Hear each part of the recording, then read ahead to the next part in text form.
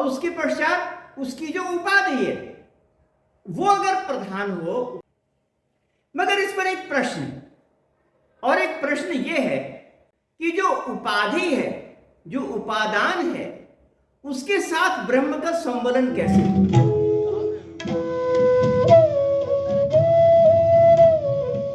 मान्यवर महानुभाव, जगत मीमांसा में वेदांत और विज्ञान, इस विषय पर होने वाली व्याख्यान माला के अंतर्गत मैं आप सभी महानुभावों के समक्ष उपस्थित हूं। आज मैं आपके समक्ष इस व्याख्यान माला के 17वें अंक के रूप में, 17वें पुष्प के रूप में ब्रह्म से जगत की उत्पत्ति, वेदांत और विज्ञान, इस विषय पर अपनी बातें रखूंगा। वेदांत में यह मान्य है कि यह पूरी दुनिया ब्रह्म से उत्पन्न हुई है, यह जगत ब्रह्म से उत्पन्न हुआ है।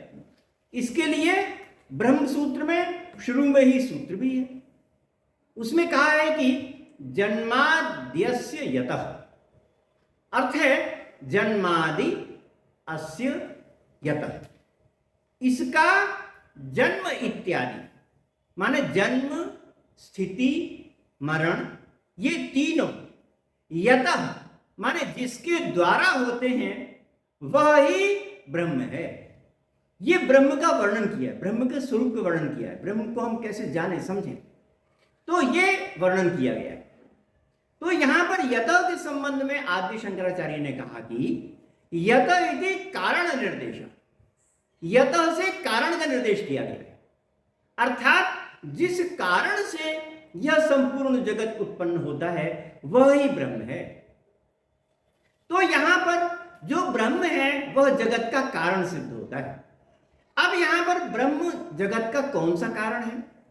वेदांत में दो कारण माने गए हैं, निमित्त कारण और उपादान कारण।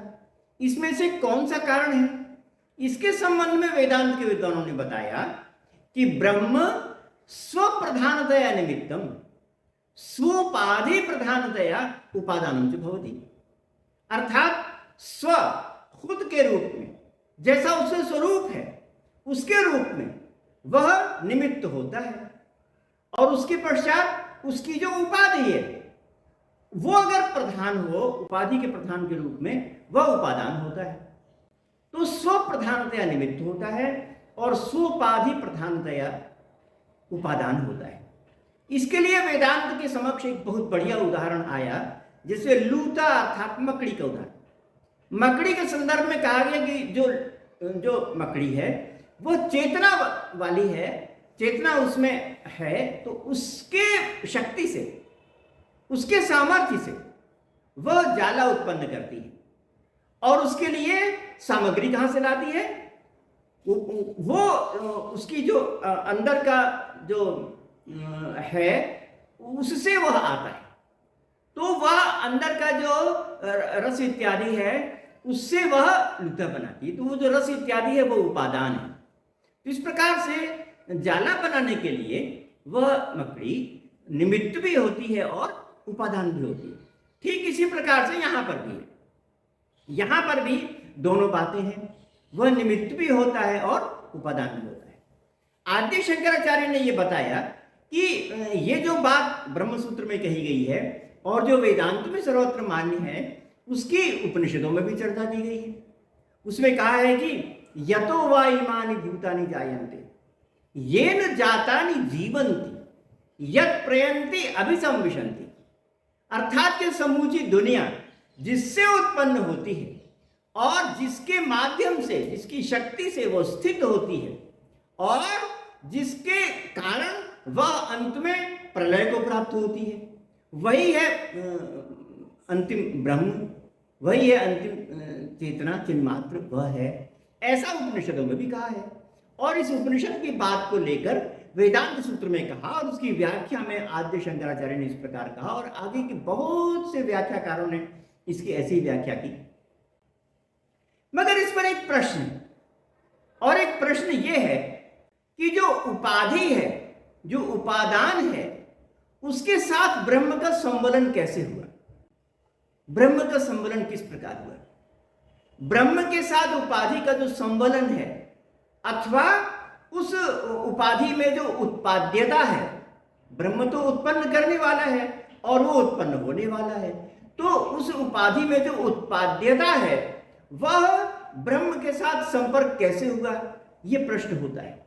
क्योंकि वेदांत के अनुसार तो जो जो माया है वह तो पारमार्थिक दृष्टि से तो पूर्ण मिथ्या है, व्यावहारिक दृष्टि से सत्य है। ऐसा मैंने पहले प्रतिपादन किया था।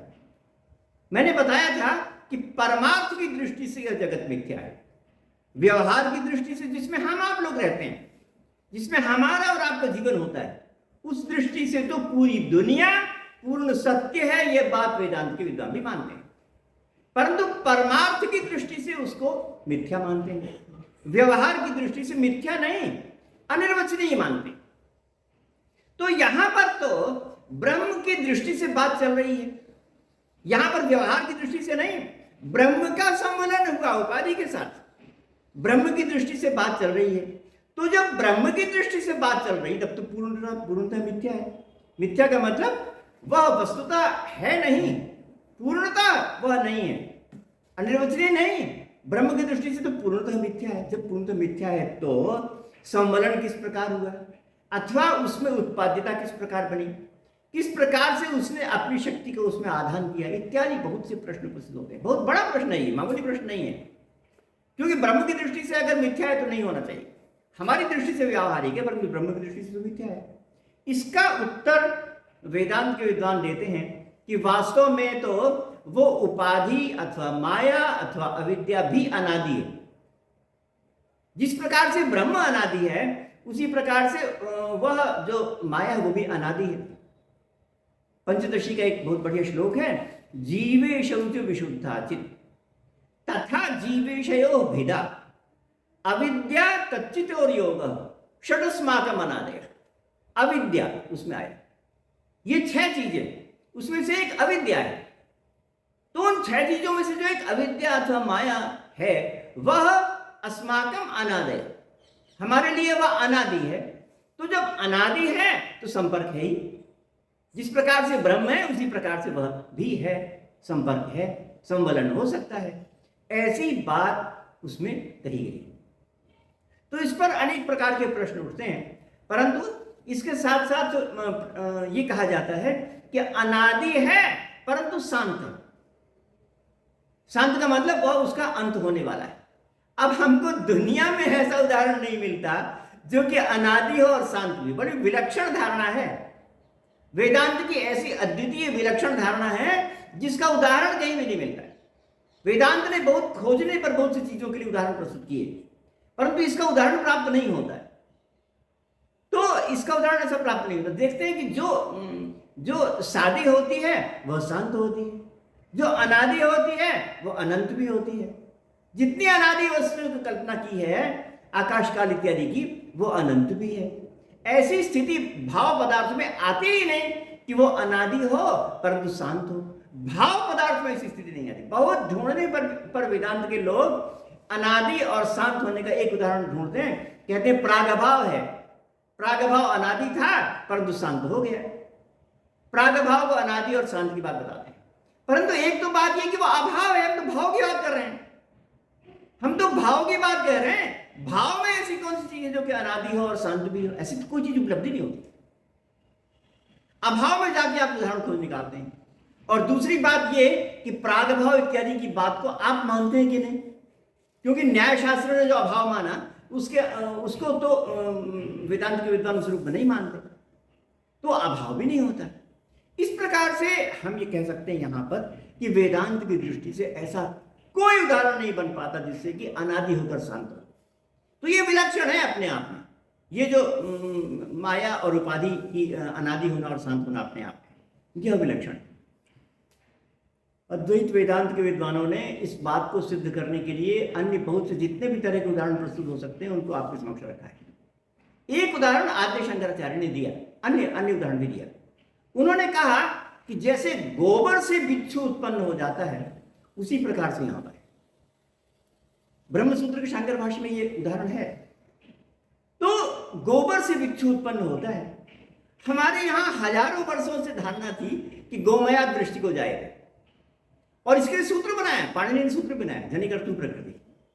तो ये मान्य है कि जो बिच्छू है उसका गोबर उपादान कारण होता है, मतलब गोबर में बिच्छू उत्पन्न नहीं होता, गोबर से बिच्छू उत्पन्न होता है।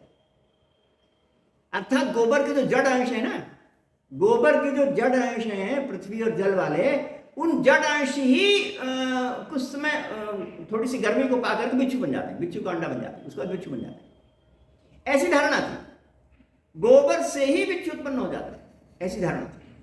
तो इस उदाहरण को लेकर के आद्य शंकराचार्य ने कहा कि गोबर तो अचेतन है और बिच्छू चेतना का आयतन है, तो अचेतन से चेतना का आयतन शरीर की उत्पत्ति हो गई।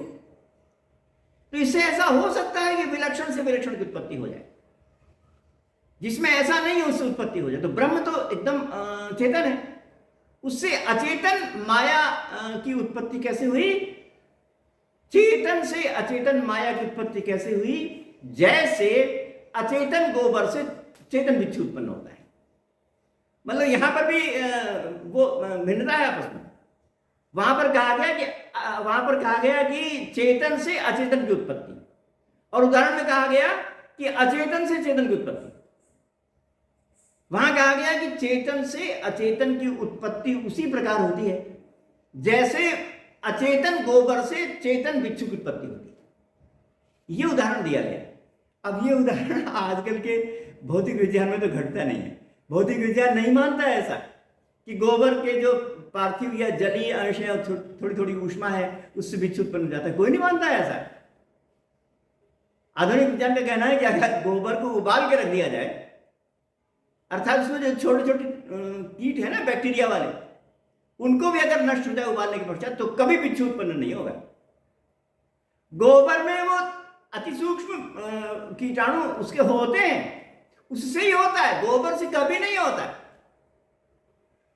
इस मान्यता को आजकल आधुनिक विज्ञान ने सिद्ध कर दिया है। अब इस मान्यता के रहते हुए यह उदाहरण कैसे बनेगा? यह उदाहरण बनना बड़ा असंभव है।